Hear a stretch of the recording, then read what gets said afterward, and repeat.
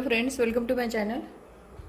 हमारे ब्लाउज़ में रिंकल्स क्यों आते हैं, इसके बारे में आज हम वीडियो बनाने वाले हैं।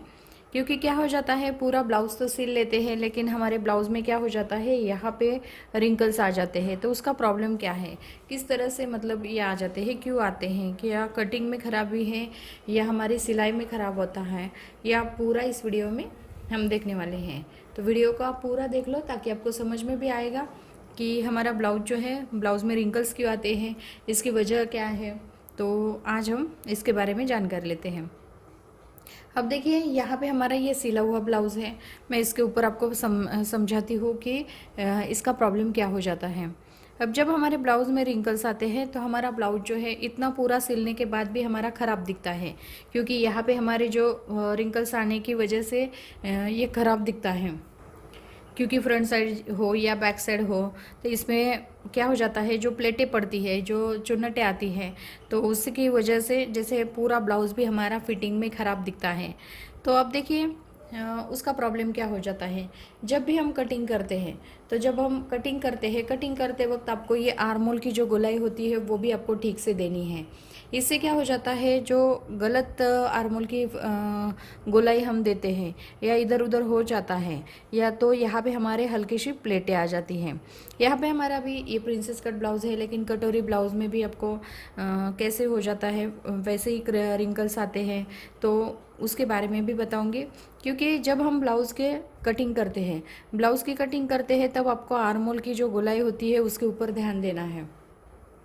आर्मोल की गोलाई के ऊपर ध्यान देना है और स्लीव्स की गोलाई होती है उसके ऊपर ध्यान देना है। इससे क्या हो जाता है, जो हम आर्मोल लेते हैं, ये चेस्ट के हिसाब से तो हम आर्मोल जो है एकदम परफेक्ट लेते हैं।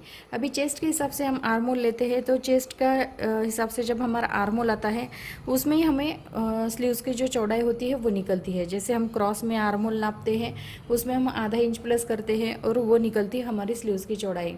लेकिन जो गोलाई देते हैं वो गोलाई आपको अच्छे से देनी है। इसमें भी कम ज़्यादा हो जाएगा तो ये भी हमारा ख़राब दिखता है। तो जब हमारा ब्लाउज जो है 28, 30 चेस्ट तक कमर होगा आपका, वो कमर के हिसाब से हमें गोलाई देनी पड़ती है।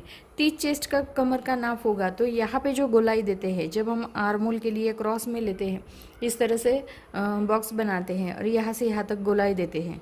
तो 30 तक कमर होगा तो बैक साइड की गोलाई हमें 1.5 इंच पे देनी है और फ्रंट साइड की गोलाई हमें 1 इंच पे देनी है। इस तरह से आपको ये देनी है। उसके बाद जब हम ब्लाउज़ का जो नाप लेते हैं, दूसरा ब्लाउज़ होता है, बड़ी साइज़ का ब्लाउज़ होता है, हमारा कमर का नाप 30 से आगे जाता है। जैसे 31 inch, 32 inch, 34 inch, 36 inch, 40 inch, वहाँ तक हमारा कमर का नाप आता है। तो यहाँ पे हम जब जो स्क्वायर देते हैं, यहाँ पे हमें आर्मोल की जो गोलाई होती है, तो आर्मोल की गोलाई कैसे देते हैं, यहाँ से यहाँ तक हमें देनी पड़ती है। बैक साइड की गोलाई हम 2 इंच पे देते हैं और फ्रंट साइड की गोलाई हम 1.5 इंच पे देते हैं। क्या हो जाता है, जब हम आर्मोल की गोलाई देते हैं, यहाँ पे हम कमर के हिसाब से आर्मोल की गोलाई देते हैं। 30 तक कमर होगा, 30 तक कमर होगा तो 1.5 इंच पे और 1 इंच पे आपको गोलाई देनी है। 30 से आगे कमर होगा तो आपको बैक साइड की गोलाई 2 इंच पे देनी है और फ्रंट साइड की गोलाई आपको 1 इंच पे देनी है। उसके बाद जब हम स्लीव्स का नाप लेते हैं, स्लीव्स की चौड़ाई निकालते हैं, तो यहाँ पे हम 3 इंच का जो गोलाई होती है स्लीव्स के लिए, वो 3 इंच की गोलाई देते हैं और यहाँ पे हमें 1 इंच सीधा इस साइड में और 1 इंच सीधा इस साइड में लेके हम स्लीव्स की गोलाई जो है वो देते हैं। फ्रंट और बैक साइड में हमें 1 इंच का गैप रखते हैं। तो इस तरीके से आपको जब गोलाई देते हैं अब अच्छे से, तो यहाँ पे आपकी फिटिंग जो है वो परफेक्ट बैठती है। तो ये इस तरह से आपको जब फिटिंग अच्छी बैठेगी तो ये यहाँ पे हमारे जो रिंकल्स आते हैं वो नहीं आते। उसके बाद यहाँ पे जो कटोरी का पार्ट होता है, अभी ये प्रिंसेस कट ब्लाउज़ है, लेकिन जब कटोरी का पार्ट होता है, कटोरी को भी हमें थोड़ा क्रॉस में लेना है। क्रॉस में कटोरी निकालेंगे तो जैसे हम सीधा कपड़ा है और सीधा कपड़े के ऊपर हम कटोरी रखते हैं और उसकी कटिंग करते हैं, इससे भी थोड़ा सा यहाँ पे थोड़ा सा प्रॉब्लम आ जाता है। लेकिन जब हम कटोरी का पार्ट निकालते हैं तो कपड़े को जैसे थोड़ा क्रॉस में रखना है। इससे भी क्या हो जाता है, ये रिंकल्स जो होते हैं वो नहीं आते। जो थोड़ा सा क्रॉस में कटोरी ना कटिंग करते हैं तो वो थोड़ा सा खींच जाता है। इससे क्या हो जाता है, ये जो फिटिंग होती है वो परफेक्ट बैठती है। तो इस तरीके से मैंने बहुत ही सिंपल तरीके से आपको बताया है कि हमारे ब्लाउज़ में रिंकल्स आते हैं तो इसमें हमारे कटिंग का प्रॉब्लम आ जाता है, सिलाई का नहीं आता है। क्योंकि जब हम कटिंग अच्छे से करेंगे तो सिलाई का प्रॉब्लम बिल्कुल नहीं आएगा, अब अच्छे से सिलाई कर सकते हैं। तो यहाँ पे मैंने बहुत ही सिंपल तरीके से आपको समझाया है।